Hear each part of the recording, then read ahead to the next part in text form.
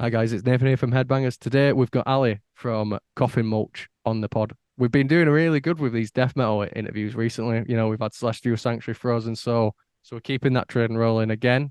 In this interview, we talk a lot about the Glasgow death metal scene, the UK scene as a whole when it sort of started rising. Um, Weirdly a lot on a tangent on the actual album art as well. So yeah, it was a really fun one. Ali's a great guy.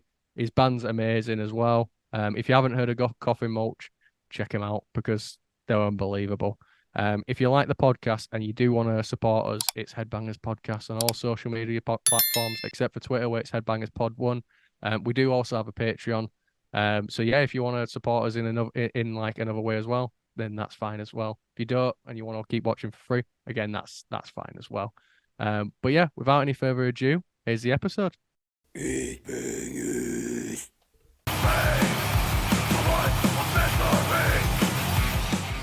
Welcome back to the Headbangers Podcast, where your host Nathan and Brad here. Today we're joined by Alberto from Coffin Mulch. How are you doing to start off with, man? I'm good, thanks. Yeah, my real name's not Alberto, by the way. That's just what Oh, is it came up not? in Got an imposter. It's like Among Us today. It's Al or Alistair. Oh, okay. Alberto, I was going to go with Al, actually, because I know you said that in the messages, but I thought it was just short for Alberto or something. No, do you know what? Let's perpetuate this myth that because it makes me sound like less Scottish, like more like mysterious and foreign in some way. Do you know? Yeah, it's quite a bit exotic, isn't it? It's like an exotic persona. But yeah, anyway, we like to start off with a little icebreaker. What's your funniest gig or tour story that you can recall? Funniest gig or tour story? Fuck knows. Oh, actually, yeah, man, I've got a belter. So we were. Yeah, maybe this isn't funny. Maybe I'll get into trouble for it. Oh, that sounds good. No, keep going. It doesn't matter. What do you call that band? It's not Blood Incantation, but it's the other one that they do, Spectral something. Spectral Wound. Spectral Wound, is it? Spectral Voice? Spectral Void? Spectral Voice, I think. Is it Spectral Wound? That is the band. I don't know. Anyway, them. It was basically Blood Incantation under a different name, and we were playing with them. And they were they were kind of being quite kind of po-faced. Like they kind of came in and they weren't really speaking to anybody. And they went to the backstage area and they were told just not for you play a gig and you're like, hey, how you doing? I'm Alberto. I'm playing in the band tonight. Where do you come from? How's your tour been? They weren't up for doing that at all. Do you know what I mean? And we're in this venue and there was a rickety chair in the venue at the back, and I had went to sit on it before, and it looked like it was going to give way any moment. And I saw one of the dudes from this band going up to the rickety chair, and I was just kind of like, man, I should tell him that chair's quite rickety. And then I kind of thought, nah, man, they haven't spoken to us. They've not said a word all night.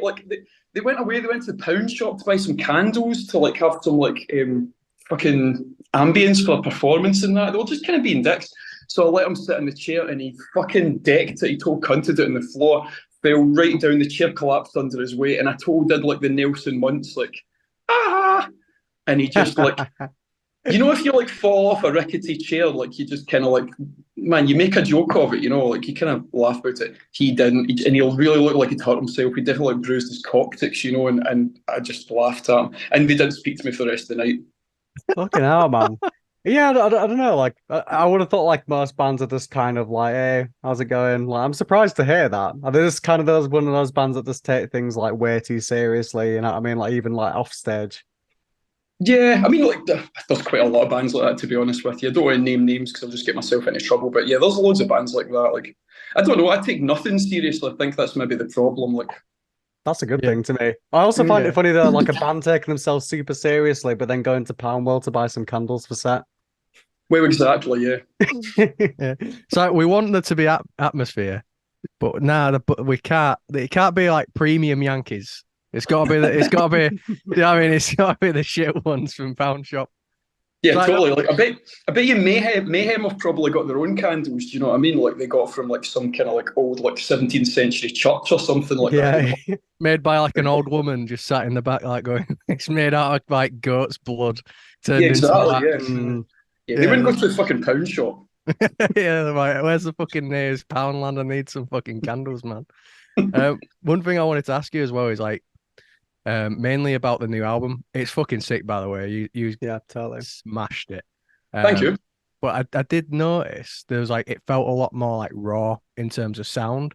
And well, specifically with the guitar tone, was it something that you like intentionally before even going to the studio, like I kind of want to do this, or is it something that while she was in the studio and working on it more, you're like, oh, okay, what if we like really went into this sort of area?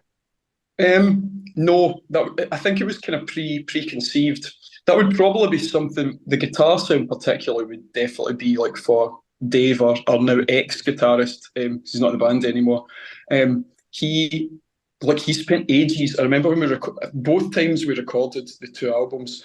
He did spend a long time, like maybe the night before in the studio, just like messing around with the amps and stuff like that and getting the right sound. He was quite meticulous over that.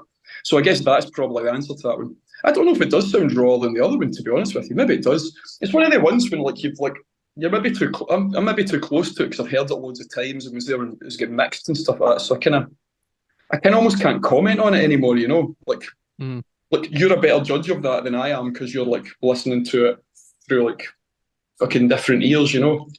Yeah, Oh I yeah, find it like super interesting to be fair, because like obviously back in the day, like you know, 90s death metal album was probably sounding the way it was because that's when it was produced and that's the equipment that they were using. But like when I heard like, you know, bands like yourself that managed to capture that sound so well, I'm like, it amazes me how it's done. Like it must take like a lot more effort even than back then that they used to be able to make that sound so raw. I mean, I think what Dave did, to be honest, was he literally just read what Entombed did. Oh wow, really? I think, man, I'm totally not a guitarist, so I don't really know about this kind of thing, but I think it's like it's going through an HM2 and another pedal, and the HM2 is just fucking maxed. That's how you get that kind of buzzsaw sound. And he was playing it through, I think, the same amps that they used as well. I could right. be totally wrong there, right? So I said don't That's quote me on this as it's getting fucking recorded, so whatever. well, I that's the think thing. I that's actually what wanted to he ask did. about the HM2s because I felt like he'd used that, like, because it just felt HM2. You got HM2 on your F. Yeah, I got HM2. I'm It's the it's vocalist. I Fair don't even play. play guitar. it's an interesting one. Like I don't up until a couple of years ago, I didn't even know what an HM2 was. Like I'm hearing everybody talk about HM2 death metal and all that. Like I mean, like I've loved Entombed and all the bands who recorded at like Sunlight Studio and stuff like that forever. For like fucking 25 years or whatever since I was a wee guy. And I was aware that that sound was a thing, but I didn't know what an HM2 pedal was. And now everyone's talking about HM2 this and that, and I'm like, fucking hell. It's like a Anyways, shiny but yeah, Pokemon card, isn't it? That everyone used to. yeah, Have you got that's this? it. And we're very conscious of like that being a thing because like it's not necessarily been a criticism, but like a lot of people have said, "Oh, this is like HM2 core or whatever," and we're quite conscious of not getting pigeonholed into that. So, like our new guitarist Derek, he doesn't use an HM2 pedal. A lot of people think he like on tour. Loads of people are like, "Oh, I love that HM2 sound you've got," and he's like, "Yeah, don't play it, man. That's you're hearing things." um, so, like from now on, we're not going to be recording with HM2, so our sound will probably be quite different come the next album. I think there's only so much you can do with it, you know. Like if we were to record another album, it just sounded like this one, it would be boring. Oh I yeah, think. yeah. Like I think the HM2 has like I'm obsessed with it as a pedal just because of like all it's done for like death metal and Mhm. like, but for me, I understand where you're coming from with that because it is really limited unless you pair it with other mad pedals and like swap it out often. Because it's just like otherwise, if you just got one HM2 and a tube screamer, it's just not the range. It's not going to give you a range that if you want to add anything new, it's not going to sound amazing for it. Yeah, you're totally right. It can be quite one dimensional. We've definitely found that live since it's weird since Derek joined the band and we've been playing with him. I was a wee bit worried because he was quite different to our previous guitarist and he wasn't doing the HM2 pedal. Sorry, that it would it would be too different and people would be like, oh, this is I'm not liking this as much. But it's been the opposite. Like there's a lot more dynamics going on, I think. It sounds a lot heavier as well, live particularly, I would say. So yeah, that's kind of made us feel like I think quite confident about recording in the future and not going down that road and kind of changing it up a bit. Oh yeah. Oh, yeah. I wanted to Yeah. ask as well. So I read that you guys are like have all kind of got different musical backgrounds in a way. Like, when you formed the band, like, from Doom to Sludge. How did you think that the whole band like formed together to make this sound? Like, was it like a mutual agreement, or do you think like when you put all your taste together, Coffin Mulch is what you got? Like Um, the early days. the second one, I mean, we started out the band. It was me, Dave, the guitarist that left a wee while ago, and a guy called Mark, who was only in it very briefly. And we were just kind of like, and then Rich, our bass player, joined very soon after that. Um, and it was just the intention was just to do a death metal band because I'd always wanted to do a death metal band. I mean, I'm 40 in a couple of weeks' time, like, and I had never done a death metal band. It's something I'd always wanted to do because it was like one of my favourite genres. And at the time, there was nothing going on. It's not like it is now. I mean, like, it's weird. This kind of like um, death metal resurgence. I mean, it really has only happened in the past 5 years, I would say. Definitely. Oh, yeah. And it coincided with us starting as a band. Not that I think we've got anything to do with that, but just through coincidence. Um, and it really was just like we looked at like Scotland and even the UK in general, and we're like, there's not really many death metal bands going. Like, um, I think that Tom, who you did an interview with a few weeks ago, he kind of mentioned that he was like there was like Grave Miasma and Cruciamentum, but there wasn't an awful lot going on in the UK really at all. Um, and we just kind of wanted to do something like that. We just were like, well, we like Entombed, Autopsy, stuff like that. Let's try and do some along those lines. But all three of us, well, in fact, all four of us, so Rich joined as well, were like we all come from a kind of punk background. So it was always going to sound kind of punky. And then when Fraser joined on drums, like he's into all sorts, but he's quite a bit younger than us as well. He's been in like kind of grind bands and punk bands ever since he's been a wee guy. And he doesn't play drums like a death metal drummer at all. In fact, he definitely doesn't. And I think that really adds to it loads. So yeah, I think there's definitely a huge punk influence on us, and like even just in terms of attitude as well. Like I've been running a label since 20 years now, and that's like a big like the kind of DIY punk aspect of it, like doing it yourself and stuff. That's like really really important, particularly to me, I think. But I mean the whole band. I think that's been a big deal with us, and remains so.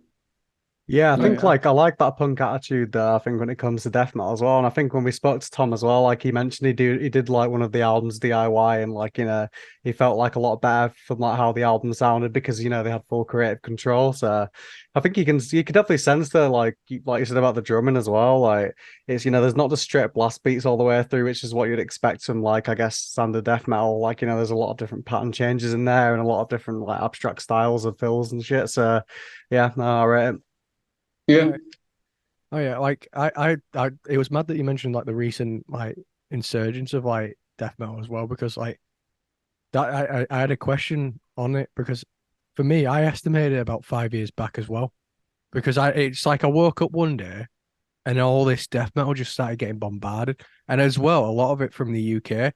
Like I used to sit there and think, oh, I wish we had more death metal bands, like like because we went from having like Bolt Thrower come here, like from here, Carcass, like Cancer. We had like massive bands in like the fucking scene that just came out, and then it just kind of like fell off specifically for the UK, and now it's come back even stronger.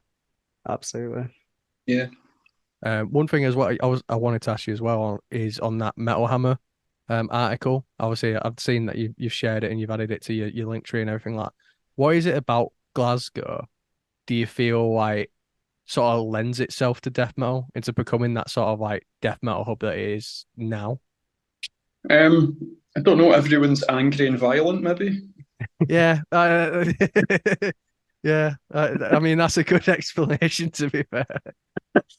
Do you know what? It probably is a wee bit of that, but I don't know. I think we've got a good scene up here. it's kind of strange because like the Metal Hammer article, like it kind of talked about like Glasgow death metal, but like actually very few of us are from Glasgow. Hmm. I think in the four bands that were covered in that, only Fraser and Derek actually live in Glasgow. Um, everybody in the bands, because no one can fucking afford to live there. It's expensive.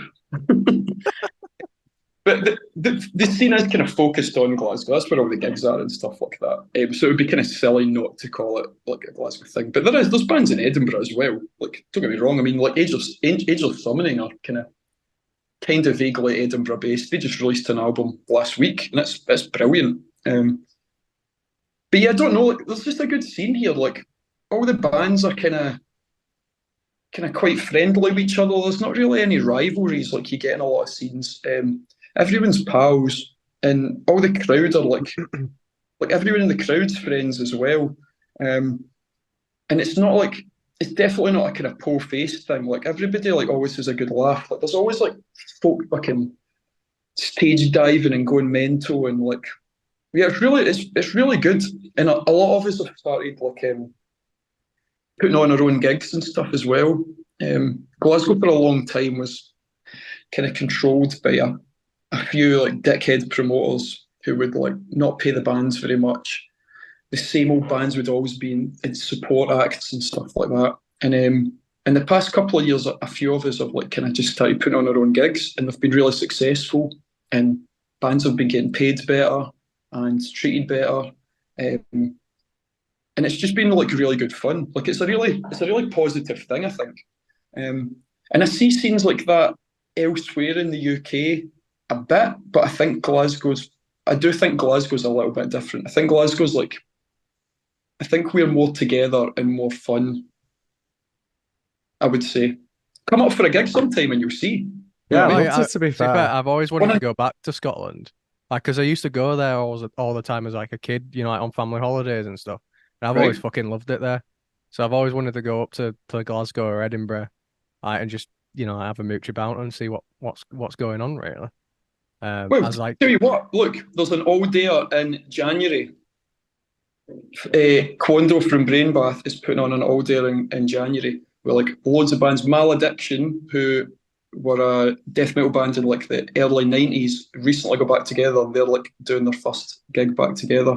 Like that. It's a tenner entry. I'm sure a couple of freebies could be arranged if you oh Yeah, that fancy. sounds amazing, mate. Yeah. mate, Hell yeah. send us the details. I'll get trained. But because like I said, I've wanted to go to like Scotland for a while. Yeah, I went Like, to Edinburgh in like April, but yeah, I'd love to like try some other places like Glasgow and even like go to like Inverness and shit like that. I fell in Mm, love. I fell in love when I was there. I was like, this is great, and I only had 3 days there, so absolutely. yeah, come Quite a up. couple of See, death metal. definitely, man. Definitely have some death metal. I completely missed your gig in Bradford because I think I was like I was out of Leeds when it was happening. I was like, oh shit, I oh can't go. man, Because like my mate messaged me and said, oh, you want to go see Coffin Mulch? I was like, I've literally like checked already and I can't go. I was like really upset. And then he sent me a video. I was like, motherfucker. I was genuinely gutted. that was a great gig. And man, do you know what? Just like an hour ago, I got a message from a boy asking us to play Bradford again with Pest Control. Oh Oh wow. mate, that'd be good. And it's on October the 13th, but we can't do it. It's like a Friday night, and it's really difficult to get like off of work and then down. It's like a 3 hour drive. Like we wouldn't make it in time to like play, which is a gutter because like the 1 in 12 is like the coolest venue ever. Eh? I'd love to play Oh there. yeah. I'm Oh sure yeah. we've played Leeds loads. Oh yeah. Hell Well, yeah. like 1 in 12, I've got so many stories. Like, because like when I first got into hardcore and stuff like that, Mm, that was like the venue where like all my mates used to play. So I yeah, used to always be there. Like, I once saw like a bunch of chavs start a fight and like a table get thrown over. Like Stevie G, he's a good mate. Like he's been like one of the guys that I've really like known since I got into hardcore. I've never seen him ever like violent. Won't want to cross him. As soon as those chavs started kicking things off, I was there like, right, get out of Stevie's way because he was on a fucking warpath. But yeah, no, Amazing. it was fucking mental. Like there's so many like stories from that place, and like it is like one of the best venues in the UK. Like a proper slept on venue, in my opinion.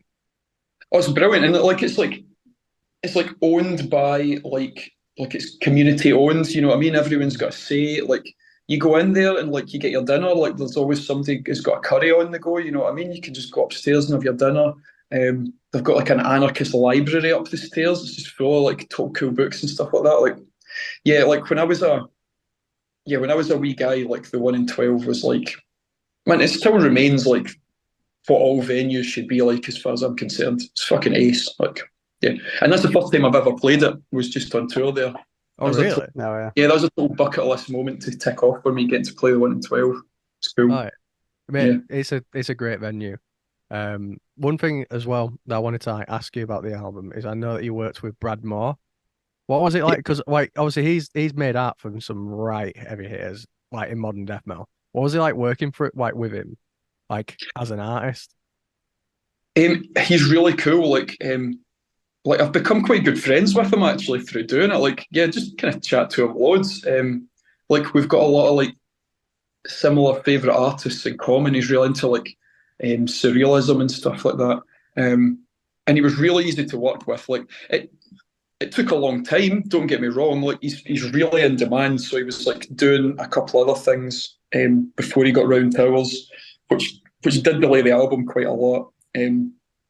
But it was totally worth it because I think the artwork's like amazing. I It think that's really a big, is. yeah. Like I've always like subscribed to the idea like, man, your album can be shite, but if the artwork's good, like you still sell some copies. Oh, definitely. Mate, I have bought some shitters just based off the just based off the art. Being like, yeah, this looks sick. Bangs it on at Yeah. home, like, yeah, I want. Well, I was expecting that. He's But yeah, got no, such a like, unique style though, for sure. Like his style is unmatched in death metal at the moment. Just like proper against the grain as well of like what everything else is right now. Yeah, he's like I actually didn't know him through death metal album covers, really. I only found out later on that he did the cover for the Morpheus Descends album. Do you know them? yeah, yeah, Yeah. And that was like 1992, and then he didn't do any album covers for ages. I think he did comics and stuff like that. He did like a couple of meat shits 7 inches. Man, they're probably not allowed to be mentioned anymore. I'm pretty sure they've been cancelled at some point. Pretty out of order. But he did a couple of 7 inches for them, and then he did like a bunch of like doom metal albums. That's how I knew him because like I had them in distro, like an Argus album and stuff like that. And then I saw a couple of years ago he started doing like Gatecreeper and Tomb Mold and the Worm album. Like I loved that cover. Yeah. That's so It's sick. amazing. Oh yeah. Like what I love about his art is that you can zoom in like so much and pick up new details from it that you wouldn't have realized were there. Like Mm, it's like a really good exercise just to like bring up his any album art he's done, just like what's hiding. And it's like, oh, I didn't fucking realize there was like an alien or some shit in the Gate Creeper. I didn't realize or like this in this. But do you know what I mean? Like there's just so much to it. And it's that yeah, compact where you're there, like feels like you can zoom in, take a snippet, and it could be different piece of album art entirely, just on yeah. that one little snippet of the same piece of art. And he doesn't even like paint it really big. Like Yeah, the actual painting for our album isn't that much bigger than an LP, but he has like a magnifying glass and tiny wee brushes, and that's how he paints it. Insane to me, honestly, like, because I've never been good at drawing or painting or anything. So just to think like just those microscopic details and having to do them that small, it just blows my mind, honestly. Yeah, it's crazy. It's really good though. oh yeah, he's like some of my favorite albums he's done the art for, and a lot of them I listened just based off of how they looked. It's how I got into Gate Creeper. Saw the album on Evil Grade for Deserted. I was like, that art looks sick. Let me just check out the album. I was like, this is a fucking banger. Bought the vinyl like immediately. But Yeah, then since then, I haven't been able to stop listening to Gate Creeper. Just that art sold me on them, and then like I've just been like found a band that I'm like giant fan of now. yeah, that's cool. Hey mate, honestly, he's an unbelievable artist. Yeah, he's really, really good. And he just like I don't know. I didn't give him much direction really. I kind of gave him a rough idea of like I wanted it to be kind of based on like the song Spectral Intercession, and I was just like I wanted it to be psychedelic and really abstract. I didn't want any figures in it. You know, I didn't want. I thought the Worm album was quite good for that, and that there is a figure in it, but it's kind of not obvious. There really is. It's kind of Mm. strange. Like when I first saw that, I didn't realize there was like a monster down the bottom left-hand corner. I didn't. It's kind of strange. It's kind of Mm. anyway. I said I wanted to be abstract, and I was like, man, I wanted a gatefold sleeve, and I was like, I said to him, "Have you seen Forest Equilibrium by Cathedral? You know, like the idea of like the light side and the dark side. Mm. I kind of wanted it like that, and that's what he did. So we've got kind of like two color schemes almost. It's cool. No, it's Oh yeah, awesome. definitely. So like I know that you're like a band that likes to go against the grain, like obviously we've talked about the artwork, which is reminiscent of that as well, but also like, the lyrical themes, you're not fan of like the zombies, the gore's all been done and you want to take a like new themes. Was this always like the plan as well? Like you wanted to try something, a little more against the grain that death metal would usually portray? Or is this what Uh, you're purely interested in? it wasn't always the case. Like I think the kind of lyrics in the demo are, I mean, they're bollocks to be honest with you. They're rubbish. But it was that kind of way where it was like we're in a death metal band, let's write a couple of songs about like just zombies and death or whatever. But kind of doing it a wee bit longer, like I was kind of like, yeah, man, I'm not going to criticize anyone for it. Like, I mean, man, it's death metal. Like, there's tropes of the genre. You know, if you want to write about death and zombies, like, fucking knock yourself out. That's cool. Like, some of my favorite bands do that. The only thing I'm really kind of quite against is like the whole like I hate all of that like kind of violence against women stuff in death metal. It's more kind of Yeah. great, like That and deathcore as well. Yeah, them two really take that a bit too far sometimes.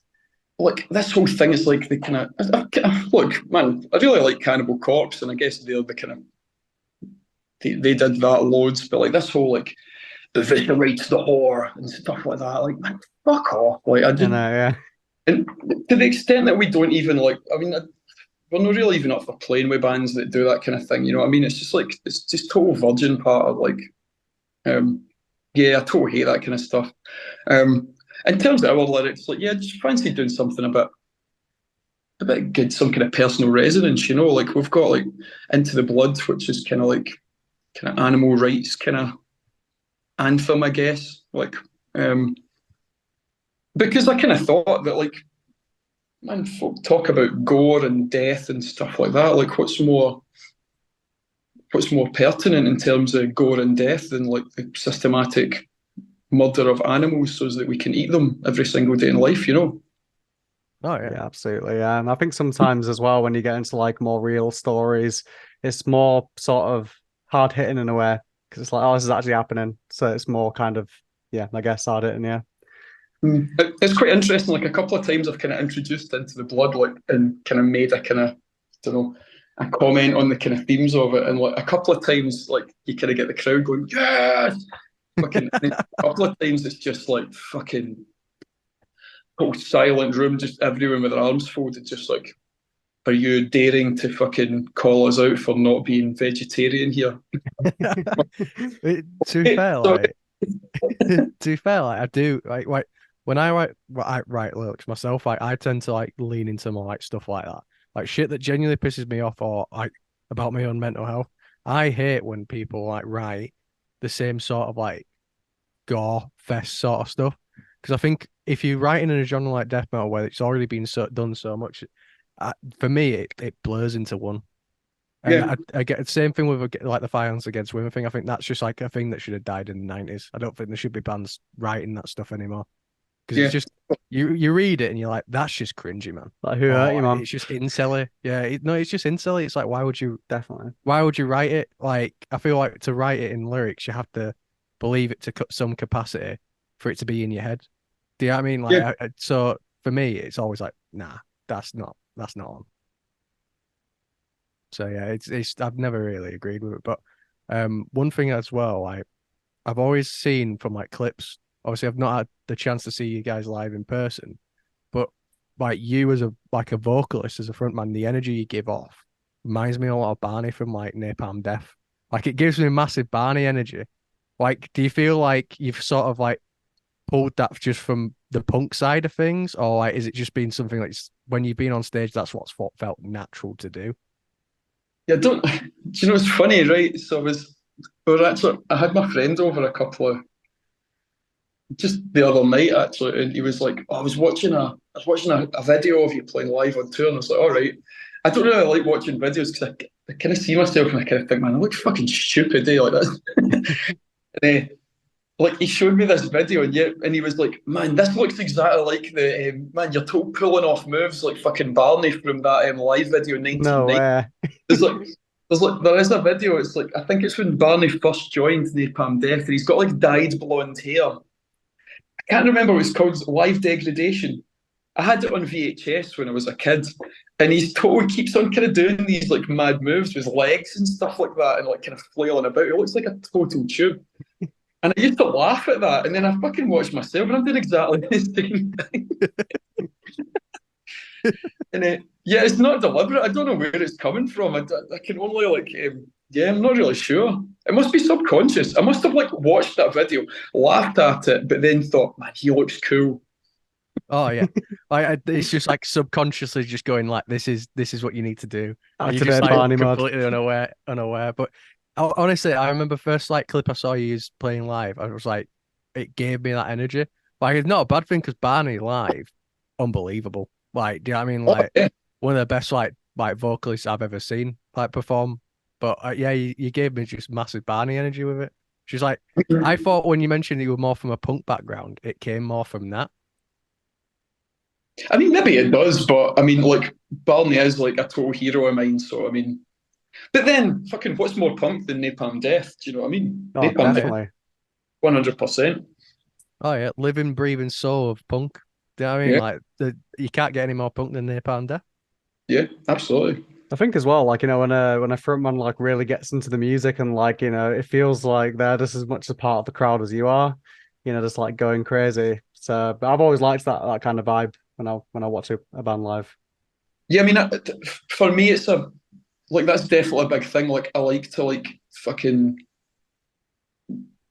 kind of do vocals like almost in the crowd a lot of the time. Like, I used to do a band years ago called Seppuku. It was like a kind of noisecore band, and we used to just like plonk the drum kit in the middle of the crowd, and like I would just have a really big long mic and just fucking. I remember our first ever gig. I chased a man down the street who was coming back with shopping from Morrison's. I went outside, ran to the street. I think it's on YouTube somewhere. It's quite funny. But like, I still like doing that. I like to like fucking not aggro necessarily, but I think if you like kind of get in the crowd's faces a wee bit and like kind of get folk kind of joining in, like it's good fun. Like I think when the crowd kind of responds to that a wee bit, like we played with Carcass a couple of gigs and it was really good fun. But like it had like a big barrier up and stuff like that, and I felt that was it was such a big obstruction between us and the crowd. Like I found it quite a frustrating experience and we were told like, oh, there's to be like no crowd surfing whatsoever.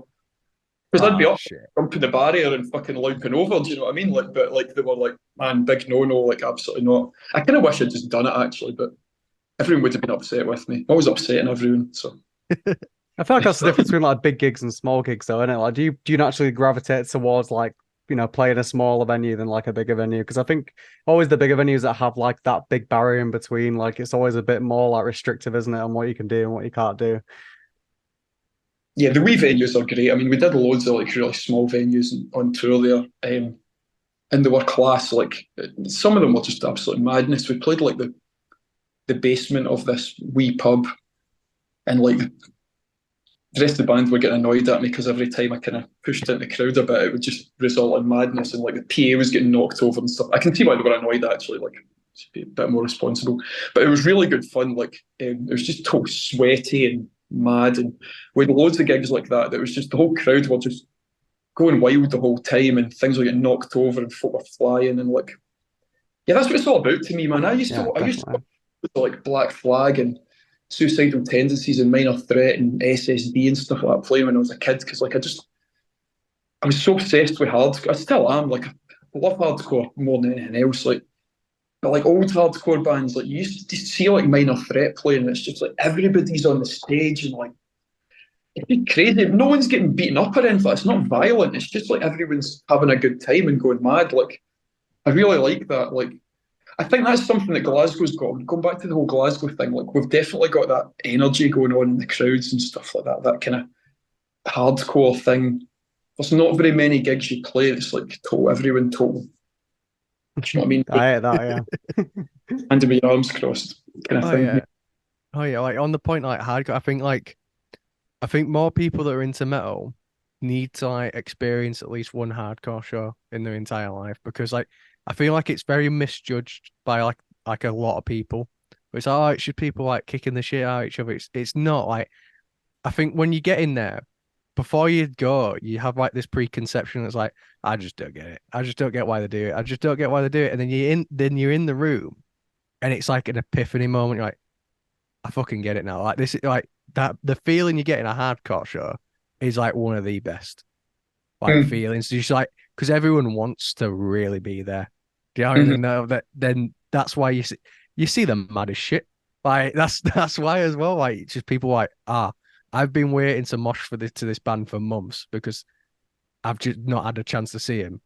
They're here. I'm moshing my ass off. Like and it's just everyone has that feeling where it's just like this pent up like it's so hard to describe, but I completely get what you mean with the like old hardcore movement and like even now, like it's just there's nothing better than a hardcore show, in my opinion. Yeah, I mean, even metal gigs back when I was like a teenager in like the kind of late 90s. And we still talk about like going to gigs back then. Like even like we went to see like Sepultura, like but I remember Biohazard used to go and see Biohazard quite a few times. We've seen them. Yeah, I seen them next week actually because they're playing Bloodstock. Can't wait. Oh, really? Right, okay. Oh, yeah, they've Yeah. got like the original lineup back together again with Bobby Hamble and that.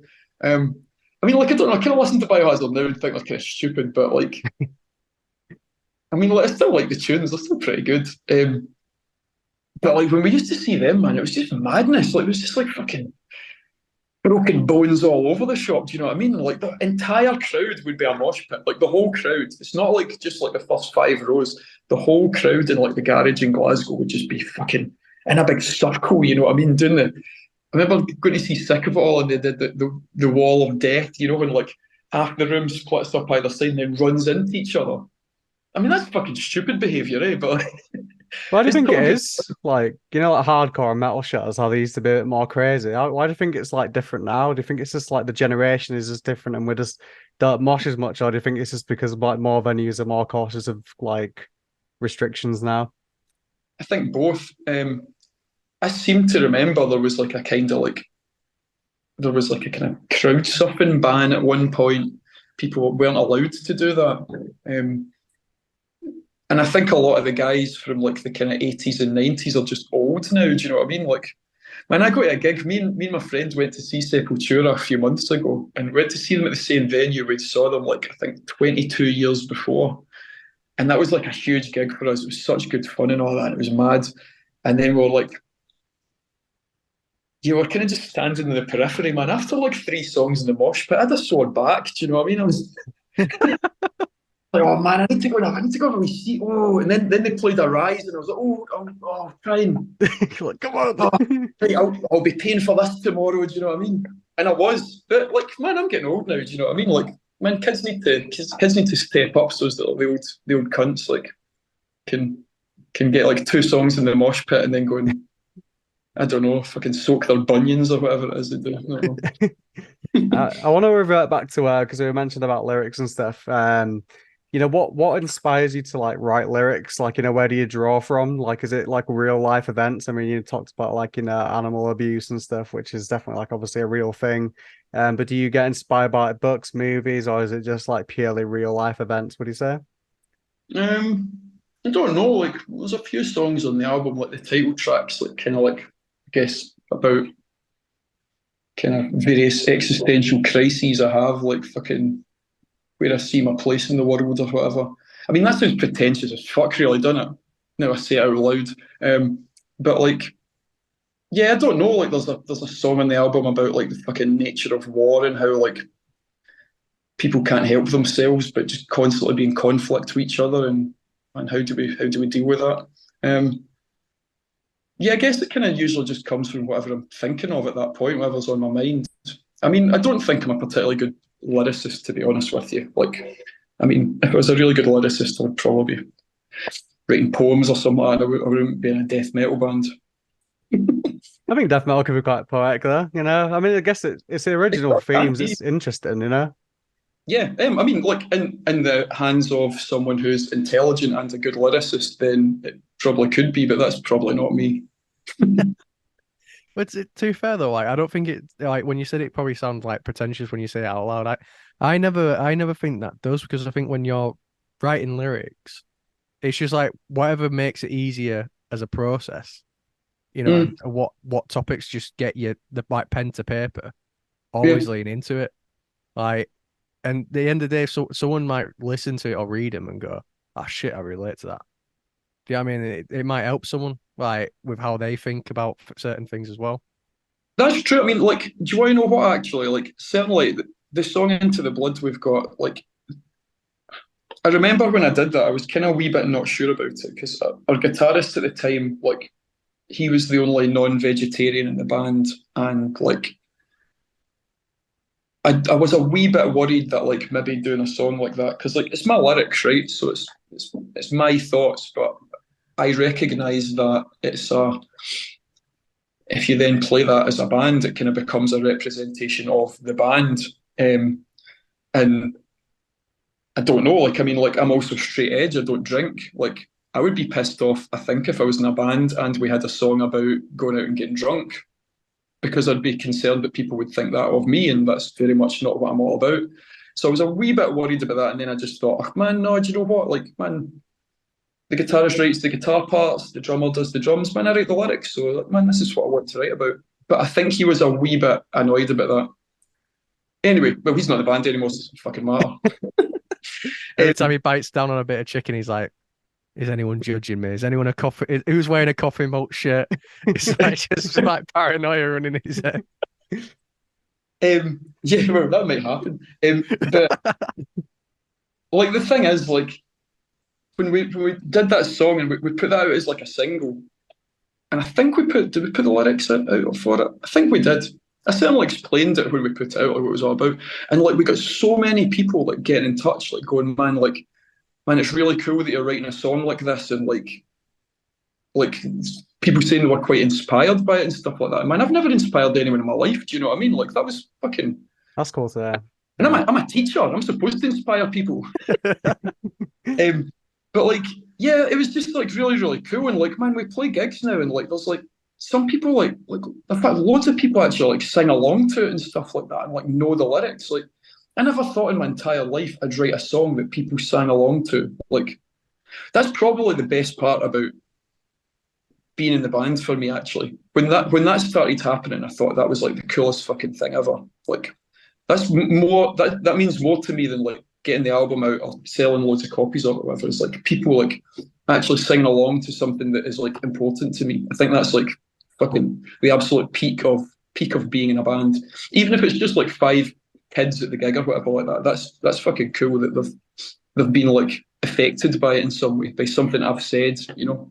Yeah, Oh it's yeah, super awesome to be fair. I think as well it's interesting what you said about like, you know, so one member of the band might have a different opinion to the rest, but then the song gets released. Like you don't normally think about that as like at least like a fan listening. Like you see when a band puts a song out, it's like a collective hive mind of this is our thoughts, but I guess it's Mm, not always the case really. Like when we spoke to Cattle Decapitation, like, they're the band that I always thought like they're gonna be like very heavy vegans and stuff, like they don't want, that they want to, well, they all have the same ideology about that. But they said, oh, some people in the band aren't, some people are, but this is what the oh lyrics that really? we like to sing about. Yeah. Which is something I Mm, just didn't really think about. But yeah, I think it's awesome. I think like it's good to put that out there and it's good that people like resonating with it as well. yeah. oh yeah. Like yeah, I definitely agree with with that. Like for me, I think like when I think if you share something like vulnerable in a lyric, like or like an opinion that you feel strong about, there's an open sense of vulnerability there where you're like you're putting yourself out there for people to go, okay, like this is what he genuinely thinks. And I think like people appreciate that shit because there's like they feel like they know you as a person more. Like Mhm. I've been like I toyed with this idea of like lyrics for ages of like because I was writing it about my own like mental health, and there was just some shit that I was like going through like early in the month where it's like, when you like just I won't get too much into it, but I was sat there and like, well, no, this like proper bogged down my life for like 3 fucking months and made me feel like utter shite, right? But if I write it, it's cathartic for me, and then when I finally can get it out, if someone reads it and was feeling the exact same fucking way, it might make them feel, I'm not alone. Like, do you know what I Yeah. mean? So I think that's what's important when you ultimately when you write lyrics, it's someone reads it, they resonate with it, and it makes them feel better about themselves. And I think that's why people resonated with that song a lot more, like that Yeah, I you think wrote. bang on, man. Yeah, yeah. And well done for doing that too. I think that's cool. Oh yeah, no, it was something that I was messaging Brad about it, like I was just venting, and like Yeah. I played with, I was like wanted to write a song about it, but I was like, can I put myself out on that level? And I was like, nah, fuck that. I'm gonna write it and just put it like hopefully get it out there one day. But yeah, like one thing I wanted to ask you as well, specifically about vocals, is like, who was like the first person that you sort of like looked up to in terms of vocals, like the first person you remember going, I want to sound like that guy, and that kind of got you started on your vocal journey on like learning him and stuff like that. I mean, this is going to be a weird one because it's not anything like I actually sound like, but Jello Biafra from Dead Kennedys. Really? Oh wow. Yeah, 100%. Like, because, I mean, he's like a total hero of mine anyway. Like, I absolutely love him. But, like, just the idea that, like, a guy with, like, a nerdy voice and a lisp can be in a band and sing like he's, like, fucking just taking a big, like, gulp of helium and he still sounds cool as fuck is insane to me. And like he's still like my probably my favourite vocalist. Like absolutely love Jello Biafra. And Oh I yeah. first saw him on a Sepultura video. That's how I got into them. He did Sepultura did Police Truck on like the what's the video called? It's a video that came out when Chaos AD came out, and like they do Police Truck where I think it's Police Truck. Um, no, it's Holiday in Cambodia. Do Holiday in Cambodia with Oh Jello yeah. Biafra. And I don't know if have you ever seen the video? I've never I seen the think video. I've listened to Holiday in Cambodia like a million times. Never watched the video for it. Oh no, the video it's Sepultura playing live. Oh, I've oh With never I've never seen that. man, check it out on YouTube. It's amazing. And at the end of the song, Jello Biafra just goes like this and fucking walks into the crowd, just disappears. Like just fucking walks in the crowd, just fucking disappears. And I just remember watching that, thinking, man, who is that fucking guy? He's bizarre. And then like looked up the Kennedys and anyway. So I suppose like I mean I don't sound anything like him, nor could I. Like I'd love to. It wouldn't be very good in death metal. In terms of death metal, probably like LG Petrov. Like, I mean, I pretty much copy him, eh? Like, that's pretty much like the vocal style is very, very LG Petrov. Like, Max Cavalera was a big one as well. Total loved his like oh, he's early. the guy. Um, and John Tardy as well from Obituary. Like, I mean, I don't think anyone really sounds like him at all. In fact, the only I got that band, got that record by Molder. Do you know that? I They don't think sound so. familiar. I think because I'll go on like death metal tangents and just like dive into it. So I think I've probably listened to them, but I haven't circled back around yet. Just came out. It just came out like recently. It was actually I was on Instagram and I was like, who's the best death metal band going right now? I think Revolver or something. I'd put that up, Decibel or something. And a guy that I chat to on Instagram loads, he was like, "Oh, the new Molder album's absolutely amazing," and I bought it, and it just came in the other day. And like the vocalist in them sounds quite like John Tardy. Like not very many people sound like John Tardy. Yeah, he's a very unique vocalist for sure. Yeah, I think he's totally amazing. I love how like on the first album as well, he doesn't like do lyrics. He just like makes noises. Oh mate, That's fucking cool. to be fair, he still kind of does that now. In that there's certain Yeah. bits where I'll Google like, what the fuck did he say? I'm like, that does not sound like that sentence. Yeah. Like, I'll just sit there, it's like that doesn't make sense. Definitely. I want to ask, because obviously we talked about your music. I want to know, like, what do you do outside of music? What are your hobbies and interests? Like, what are you doing in your downtime? Fuck. Got tons of stuff. I'm quite into football. I've got a season ticket, and I don't support Rangers or Celtic before anyone. Because that's the first thing anyone ever says to you when you're from Scotland. Like, oh, do you support Rangers or Celtic? Like, fuck that, man. I support. I support Kilmarnock FC. But look, I've even got a fucking mug. Look, Oh, you got the proof. yeah, man, league champions 1964-65 season. Yeah, so like I go to football quite a lot. Quite into history and stuff like that.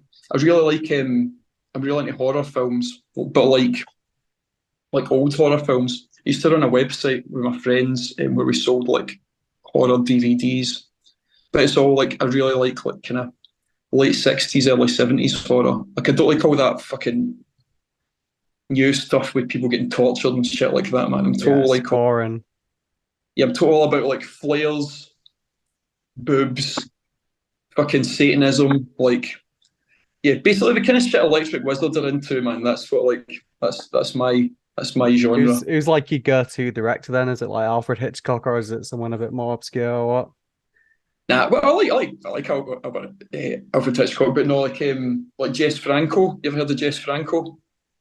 I totally love Jess Franco, Jean Rollin, stuff like that. Like kind of European late 60s stuff. Like I guess it gets called exploitation a lot of the time these days, eh? But yeah, I love Jess Franco actually. Like most of his films are shite, like they're just total like made on no budget nonsense, but like that's what's amazing about them.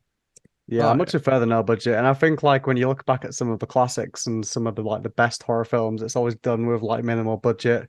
Like, Mm. now you've got films that, run around with like a 5 million budget and just has no plot, no development, nothing good about it. And then, that's what sells tickets, unfortunately. Yeah, I mean, don't get me wrong. I don't really talk about Jess Franco. Man, none of his films have plot or development whatsoever. There's just a series of things happening to naked people usually, and like, getting folk getting kind of brutally murdered. But like, yeah, it's quite cool. oh yeah. I tell you what, I went through a weird phase during lockdown where I watched like really fucked up films. And I know you don't you mentioned you don't like gore stuff. What's that French when you So watch Nathan that you told me to watch? I was just about to bring it up because I actually recommended it to Dylan, like our friend Dylan, and I got a text I think at 1 o'clock at night, which I assume is where he got to the end of the film, and he just put "fuck you" for suggesting that film. Okay, now what was it? It's called Martyrs. It's like a French film. Came Oh, out. I'm He assuming you've knows heard it. of it, I've seen it. Man, it's horrible. mate. I said to him, the ending is rough, and he was there like, oh, it's not. It can't be that bad. I'm like, you know what? I'm not even gonna try to like put into perspective how bad it actually is. Just watch it. Just got that text. Fuck you for recommending me that because he Yeah. watched it with his girlfriend, man. I was like, oh Oh, no, it's not a film to watch with your girlfriend. yeah. Fuck that, man. It's horrible. Do you know I had a very similar experience with that film because I used to work in Missing Records in Glasgow. It's like a record shop and like sold DVDs and stuff as well. And the manager there, this Irish guy Jenky, he used to always be like, he'd totally be like, a DVD would come in, he'd be like, "Watch this, mate. It's fucking brutal. You'll like it." And I'm like, "Man, I don't like brutality, man. I don't want brutality in my life. Do you know what I mean? Like, I just like, man, it's not what I'm into." And he's like, "No, no, watch it." And he'd like fucking get you the next day and like grill you on it, like if you'd watched it or not. And like, it got to the stage where he was just so annoying. You would just fucking take it and watch the film just so that like he would, This is shut him up. just give you peace. And it was this Martyrs. The other one was a Serbian film? Oh no, I fucked Serbian film. That crossed Oh, so many lines where it's like, you know what?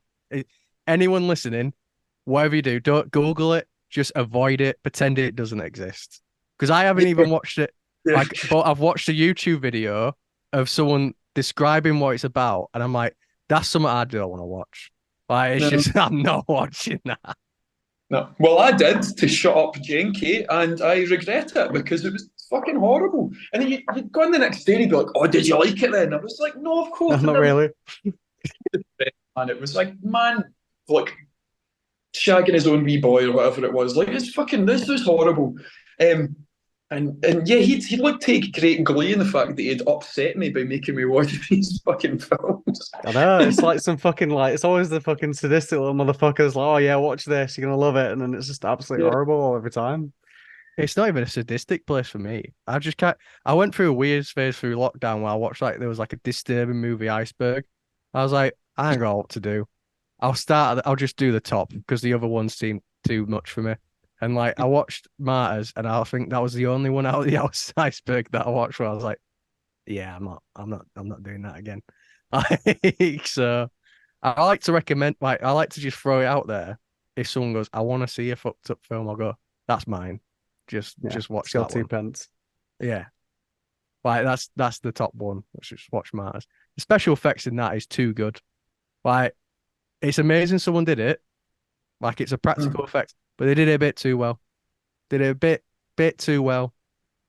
Yeah, so like, man, here's the thing, right? The thing that I like about like stuff like, do you know like John Rowland, like Shiver of the Vampires and stuff like that? You seen any of them? I think so. No, I don't think they're not ringing a bell. Like so, like his films are very like dreamlike, right? And it's basically just like a bunch of stuff happening that looks cool. You know what I mean? There's like a lot, like it's like watching a dream. Do you know what I mean? Like that to me is what I want to watch in films. Like I want to watch something that kind of takes me out of myself, takes me out of reality. I want to see like quite strange stuff happening. You know what I mean? That doesn't Completely necessarily, agree, yeah. but like, um, and like man, like in terms of horror stuff, I like when like we were watching, me and my pal were watching a film called In the Folds of the Flesh the other night, and it's like it was fucking nonsense. This lassie keeps decapitating people, and every time she decapitates someone, it's clearly just a football with like a face painted on it. Do you know what I mean? It's total rubbish. But like I kind of like that. Like I like Doctor Who and stuff. I like old Doctor Who because like you've kind of got to use your imagination. I kind of like a lo-fi DIY aspect of things, just like in music, I guess. And like when you're watching something horrific happening and it looks really, really real, man, that's too much for me. I'm not into that. Like, and Martyrs was like that. It was just like I think I just spent an hour just like a lassie getting like just tortured forever and ever and ever until like I don't want to give away the ending. I just don't give a shit about giving away the ending because it's fucking horrible. Don't watch it. Oh yeah, that's the thing. Like I purely watched it from that list because I was like, oh yeah, I'll check this out. And the worst part about that is they didn't explain what they were about. But I watched Martyrs, so I was like, if this is the first one, I'm not touching it with a 10-foot pole. But like, it's just like it's an horrific film. But like my mate Kayla went through the same thing, and he was like recommending films. I was like, I'm not watching it. I'm not watching it. I just get him to describe it before giving it like giving it a watch, and I was like, definitely not. But there was something about French films. He kept going, "Oh, it's a French film. It's a French film. It's a French film." It's like, what is going on in France? Like, I was there, like going, how come there's this much fucked up shit getting made right now, like in France? Like, Yeah, what? they Who fucking love that stuff, to be is fair. it? But like, is there anyone just coming and going, guys?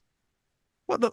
Who hurt Chill you? the fuck out. I've watched like 5 films now in a row of like this shit. Like, what happened? Like, so yeah, no, it's I couldn't watch any other.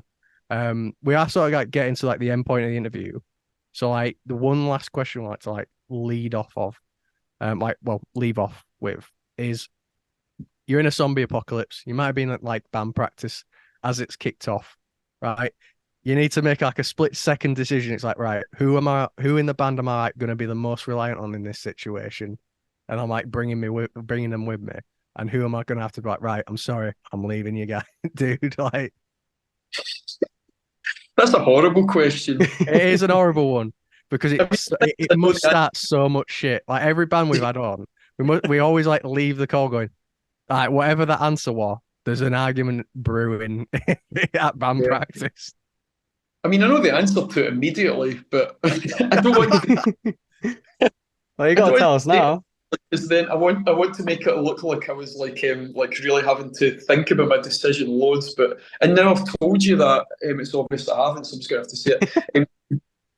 I shouldn't think out loud, should I? Fucking hell. Um, yeah, I'd keep Derek, the guy, the our guitarist, the new boy, because he's just like totally and utterly like man, like he drives like a Red Cross ambulance.